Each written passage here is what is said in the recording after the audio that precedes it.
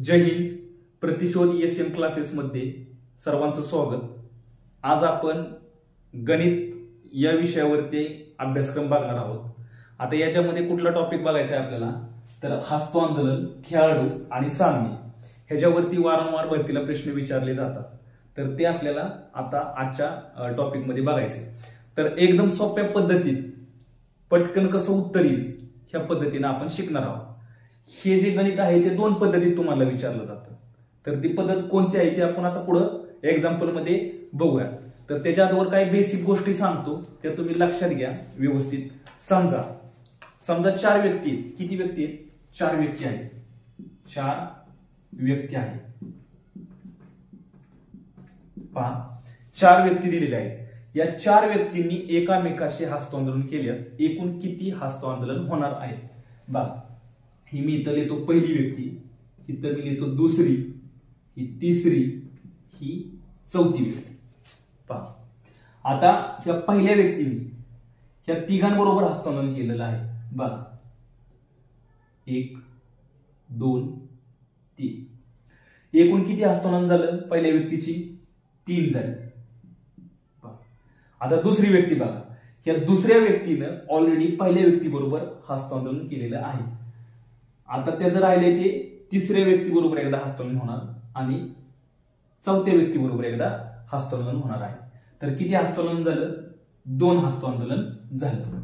आता या तिसऱ्या व्यक्तीने ऑलरेडी पहिल्या व्यक्तीबरोबर एकदा हस्तांदोलन केले, दुसऱ्या व्यक्तीबरोबर पण एकदा हस्तांदोलन केले, फक्त चौथ्या व्यक्तीबरोबर राहिले. मग चौथ्या व्यक्तीबरोबर एकदा हस्तांदोलन झालं. म्हणजे इथं किती झालं हस्तांदोलन? 1 हस्तांदोलन झालं. बघा, आणि ह्या चौथ्या व्यक्तीने ह्या सर्वांबरोबर हस्तांदोलन केले. बघा, दुसऱ्या व्यक्तीबरोबर पण एकदा केले, पहिल्या व्यक्तीबरोबर पण एकदा केले आणि तिसऱ्या व्यक्तीबरोबर पण एकदा हस्तांदोलन केलेलं आहे. तर आता टोटल हस्तांदोलन किती झाली बघा? 3 आणि 2 5 आणि 1 6. म्हणजे किती झाली? एकूण हस्तांदोलन झाली 6. आता ही झाली बेसिक गोष्ट. आता काय आपण एक्झाम्पल बघूयात आणि एक्झाम्पलच्या पद्धतीने आपण गणित सोडवूया. आता प्रत्येक वेळेस आपण ह्या पद्धतीने जाणार नाही अशा व्यक्ती टाकून. तर आपण काही गणित आपण फॉर्म्युल्यानं पण सोडवायचा प्रयत्न करू, विदाऊट फॉर्म्युल्यानं पण आपण गणित सोडवू. फक्त तुम्ही नीट लक्ष द्या आणि नीट ऐका, लिहून घ्या. बघा, आता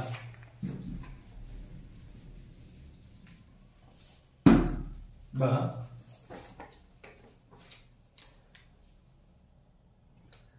बघा,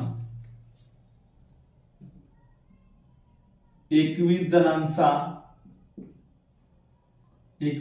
समूहात 21 जणांच्या समूहात बघा, मी थोडक्यात गणित लिहितो, तुम्ही समजून घ्या. बघा, 21 जणांच्या समूहात प्रत्येकाने एकामेकास हस्तांदोलन केल्यास एकूण किती हस्तांदोलनाची संख्या होईल? बघा, 21 जणांच्या समूहात प्रत्येकाने एकामेकाशी एकदाच हस्तांदोलन केल्यास एकूण किती हस्तांदोलने होणार आहे असा प्रश्न विचारलेला आहे. तर याचा फॉर्म्युला बघा कसा आहे. बघा, n ब्रॅकेट n-1/2 हा त्याचा फॉर्म्युला आहे. बघा, n बरोबर काय? n बरोबर 21. बघा, 21 ब्रॅकेट मध्ये 21 - 1/2 कंसाच्या बाहेर गुणिले चिन्ह असतं. 21 गुणिले 21 - 1 किती आलं? 20/2. बरोबर. ह्या 2 21 ला भाग जाऊ शकत नाही, पण 2 ला भाग जाऊ शकतो. बे 1 बे, बे 0 0. 21 गुणिले 10 उत्तर आलं 210. एकूण किती हस्तांदोलन होणार आहेत? तर 210 इतके हस्तांदोलन होणार आहेत. समजा 210 हस्तांदोलन होत असतील तर व्यक्ती किती येतील? 21 येतील. तर व्यक्ती कसे शोधायचे? तर 210 गुणिले 2 बरोबर उत्तर काढायचं. बघा, 210 गुणिले 2 केलं, बे 0 0, बे 1 बे, बे 2 4, 420 हे तुमचं उत्तर आलं. तर 420च्या पुढील वर्गसंख्या कोणती येते? तर 41 किती येते 441. मग 441 ही 441 हा कशाचा वर्ग आहे तर हा 21चा वर्ग आहे. तर ही व्यक्ती अशी काढली जाणार आहे. तर बघा आता आपण आपल्या पद्धतीने बघू. हे झालं फॉर्म्युलेने गणित. तर बघा 21 घ्यायचं, 21च्या अलीकडली संख्या घ्यायची, क्रमागत अलीकडली संख्या आली 20/2. बघा बे एके बे बे 00. 21 गुणिले 10 210 आलं 210. तर किती शेक हँड होणार आहेत तर 210 शेक हँड होणार आहेत. म्हणजेच किती हस्तांदोलन होणार आहे. जर 210 हस्तांदोलन होत असतील तर व्यक्ती किती आहेत बघा 210 गुणिले 2 किती उत्तर आलं 420 उत्तर आलं. 420 च्या आतील वर्ग संख्या कुठली नाही 420 च्या पुढील वर्ग संख्या 441.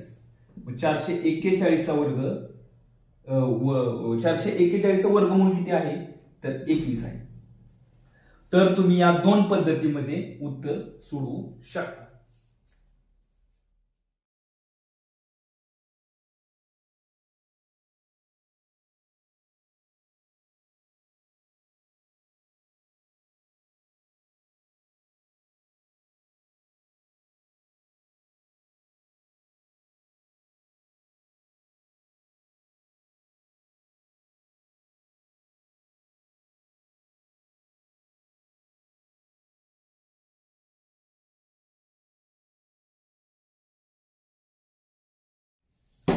बघा प्रश्न काय विचारलाय.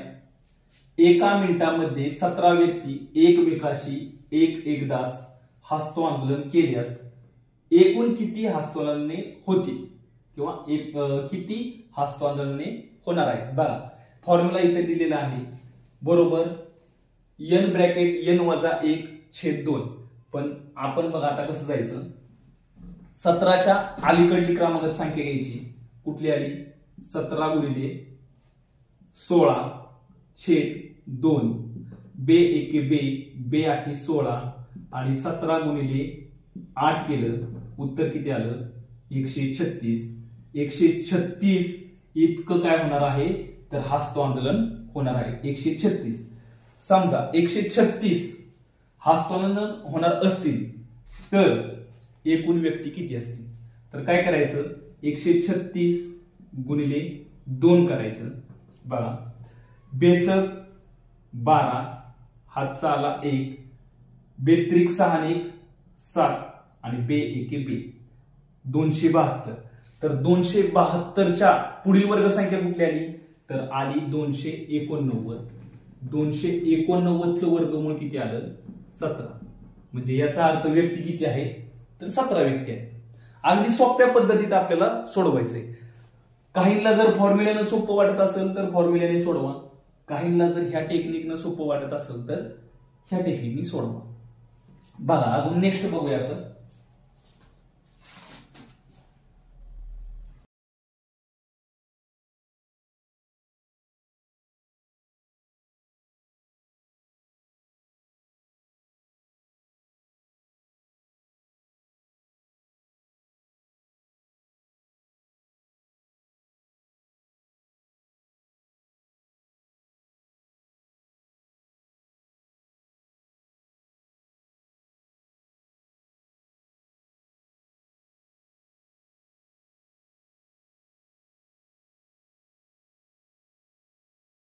एका टेनिस स्पर्धेतील 10 खेळाडूंनी एकमेकांशी एकदा सामना खेळल्यास एकूण किती सामने होतील.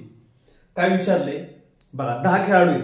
10 खेळाडूंनी एकमेकांशी एकदा सामना खेळल्यास एकूण किती सामने होणार आहेत. टेनिस स्पर्धेमध्ये 2 खेळाडू असतात बरोबर. तर ते एकमेकांशी 10 खेळाडूंनी जर सामने खेळले तर एकूण सामने किती होणार आहेत ते काढायचे आपल्याला. तर बघा आता 10 खेळाडू आहेत. क्रमागत संख्या घ्यायची कुठली 10च्या मागे तर 9 ही घ्यायची. त्याला छेद 2 करायचं. 10 ने 9 ला भाग जात नाही सॉरी 2 नी 9 ला भाग जात नाही पण 10 ला जातोय. बे एके बे बे 5 10 9 5 45. म्हणजे एकूण सामने किती होणार आहेत तर 45 सामने होणार आहेत. जर 45 सामने होणार असतील तर खेळाडू किती असतील? तर त्यासाठी काय करायचंय बघा, 45 गुणिले 2 काय करायचं, 45 गुणिले 2 बघा, बे पंचे 10, हातचा आला 1, बे चोक 8 आणि 1 9, 90. 90च्या पुढील वर्ग संख्या कुठली आली? 90च्या पुढील वर्ग संख्या कुठली आली? 90च्या पुढील वर्ग संख्या आली 100. बरोबर. 100चं वर्गमूळ किती आलं? तर 10. पहा, 10 व्यक्ती किंवा 10 खेळाडू आले, तर या पद्धतीने हे सोडवायचं आहे. बघा अजून एक एक्झाम्पल बघूया आपण. बघा प्रश्न काय विचारलाय पुढचा बघा, एका स्पर्धेत प्रत्येक खेळाडू प्रत्येकाशी एकच सामना खेळल्यास एकूण 105 सामने होतील, तर स्पर्धेतील एकूण खेळाडू किती? काय विचारले बघा, एका स्पर्धेत प्रत्येक खेळाडू प्रत्येक खेळाडूशी एकदा सामना खेळतोय, तर एकूण सामने किती होतात? तर 105 सामने इतके होतात. तर 105 जर सामने होत असतील तर एकूण खेळाडू किती? बघा आपण शॉर्टकट मध्ये लिहूया, इथं शॉर्टकट मध्ये लिहूया. बघा एकूण सामने किती होत आहेत? एकूण सामने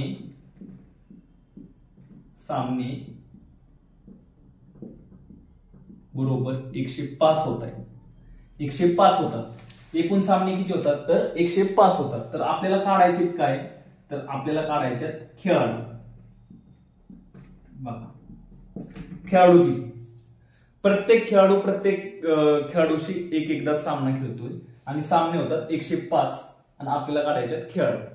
अशा वेळेस काय करायचंय बघा, 105 गुणिले 2 करायचं. बघा 105 गुणिले 2 केलं, बे पंचे 10, हातचा आला 1, बे 0 0, एकाशी 1, बे एके बे, उत्तर आलं 210. आता 210च्या पुढील वर्ग संख्या कुठली आली? तर 210च्या पुढची वर्ग संख्या आली 225. 225 कशाचा वर्ग आहे? 225. तर 225चा वर्गमूळ किती येतं? तर 15. बघा आलं. तर किती असणार आहेत खेळाडू? तर 15. 15 जर खेळाडू असतील तर एकूण सामने किती होणार आहे ते पण बघा. 15 खेळाडू आहे, क्रमागत संख्या आली मागची, क्रमागत मागची संख्या घ्यायची 14/2. बघा बे एके बे, बे साठी 14, पण द्री साठी 105 झाले. 105 सामने झाले. तर या दोन पद्धतीत तुम्हाला प्रश्न विचारले जातात. एक तर तुम्हाला खेळाडू काढायचे असतात किंवा एकूण सामने काढायचे असतात, किंवा हस्तांदोलनाचं विचारलं तर हस्तांदोलनामध्ये तुम्हाला एकूण हस्तांदोलने काढायचे असतात किंवा एकूण किती व्यक्ती आहेत हे काढायचे असतात. तुम्हाला दोन पद्धतीत प्रश्न विचारला जाऊ शकतो. एक तर तुम्हाला व्यक्ती काढायचे असतात किंवा सामने असतील तर एकूण सामने, किंवा एकूण खेळाडू विचारले असतील तर खेळाडू, किंवा एकूण शेक हँड म्हणजे हस्तांदोलन किती झाले ते काढायचं असतं. हे दोन पद्धतीत तुम्हाला प्रश्न विचारले जाऊ शकतं. तुम्ही फॉर्म्युलेनं पण उत्तर पटकन सोडवू शकता. त्याच्यापेक्षा अगदी तुम्हाला जर समजलं एकदम बेसिक पद्धतीने तुम्ही सोप्या पद्धतीत पटकन उत्तर काढू शकता.